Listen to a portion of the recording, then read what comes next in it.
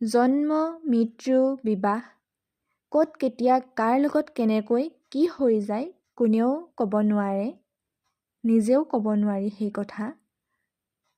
আমি যেতিয়া জন্ম হৈছিলোঁ তেতিয়া বহুত আশাৰে আমাক জন্ম দিছিলে আমাৰ আব্বা মায়ে, মা দেউতাই। আৰু যেতিয়া আমাৰ বিয়া হ'ল তাতকৈ আগে আমি বহুত আশা কৰি আছিলোঁ যে আমাৰ বিয়া হ'ব বা আমাক বিয়া দিব বা বিয়া পাতি আনিম।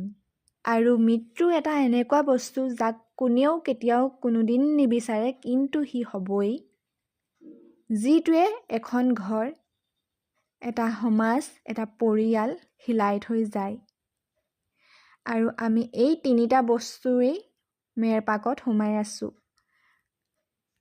জন্মত আমাৰ নিয়ন্ত্ৰণ আছে, বিবাহত আমাৰ নিজৰ স্বাধীনতা আছে, কিন্তু মৃত্যুত কাৰো একো স্বাধীনতাও নাই, নিয়ন্ত্ৰণো নাই।